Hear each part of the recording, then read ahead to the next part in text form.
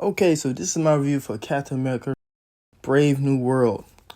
The movie, I would say, overall is not a bad movie and not a great movie. I would say it's just a good movie. Overall, I would say that I enjoyed myself to a certain extent. I wanted to love the movie, but sadly, I just couldn't love it to the extent that I want to. I just kind of liked it. I don't think it's as bad as some of the reviews I have seen out there. I don't know what exactly they saw that they really didn't too much like. I don't know if they wanted to hate on the movie, but I don't think the movie was just horrible. Maybe it's their personal opinion, but I really don't see how it was into that level. Um, the movie is mostly, if you ever seen Captain America, The Winter Soldier, a lot of the old MCU movies, it kind of feels like a movie in that realm. It feels like, more so Captain America First Vision. In terms of the quality, I would say it's kind of in that realm where it's not like the best, of the MCU, but I can see them, if they continue on with Captain America, they can kind of further, expand them. And I feel like it's a good like starting point for Sam Wilson as Captain America. I really love the three leads of the movie: Sam Wilson,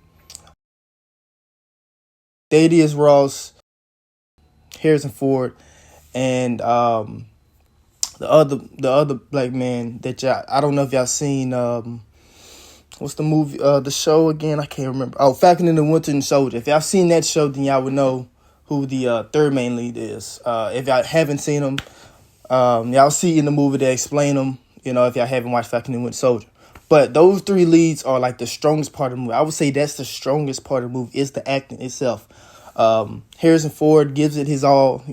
I feel like he's really acting here at 82 years old. He still is, I would say, probably the best part of the movie. One of the best parts of the movie. Sam Wilson is a different take on Captain America. He's definitely not nothing. He's not trying to be Steve Rogers. He's his own Captain America. He has his own values and morals, the way he wants to do things, and he just doesn't want to take the serum. So, I feel like he should take the serum because, there's so many scenes that he's been getting in fights, and he's not really, I feel like, he's not really, he can't really handle some of these situations because he ain't got no serum. He had the serum, he could. But I would say that he does a lot of flippy flips, and he's a more aerobatic type of fighter. He does do some Captain America moves, I would say, signature moves that you will see in the film, and when you see it, you'll know. But overall, I still like those three. I'm not going to too much tell you about the story because I think the story is like one of the better parts of the movie. I just want to tell you overall how I feel. Now, one thing that I would say that I didn't too much care about, and I know that as soon as I watched the movie, was some of the fight scenes. The fight scenes, I guess the hand-to-hand combat was not all that. I would say that. I don't know what it was about it. It was just a little slow, a little wonky. I don't know if it's because he didn't have the serum, and that's why I think he should take the serum. Or maybe it's just the directing, how the directing was with the action. But the action just wasn't all that, except for the two scenes with the Chimera and, of course, with the Red Hulk scene, which they've been promoting throughout the whole movie, which I would say he's only in it for about 10 minutes, which I really wasn't tripping on. I kind of knew that they kind of were doing it, but if somebody was coming into the movie to only see Red Hulk, I can see someone being disappointed about that. Other than that, they have a few other characters. The villain of the story, I would say, if y'all kind of take the hit what I just said with Red Hulk, you would kind of figure out who may be the leader. It's really a Incredible Hulk sequel. It is like a Incredible Hulk sequel. Sam Wilson's story is a mix of those two. So you see a lot of characters from Incredible Hulk in it.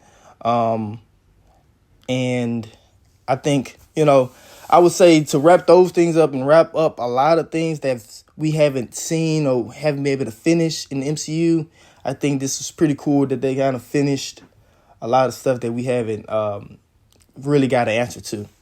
But overall, I would say that the movie I would say it's enjoyable enough to go to the movies and go watch. I would say one other thing I think I didn't too much care for is definitely the other Falcon. I mean, he wasn't like aggravating anything, but I just didn't too much care for him as Falcon. I mean, he still had like, I like the relationship between him and Sam Wilson, but I would say overall he just didn't do it for me personally.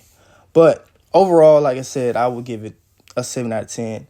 I think you should go watch it at the movies, and biggest screen you can, and I think you should give it a chance instead of listen to the critics, because I think the critics are kind of, I don't know what they own, but I would say I would feel like I had a big screening when I went. They had a lot of people there, and I think most people enjoyed it.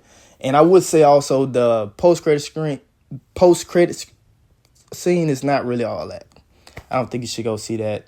It's not really a waste. It's really just a waste to go see it. So overall, I give it a 7 out of 10, and that's my review.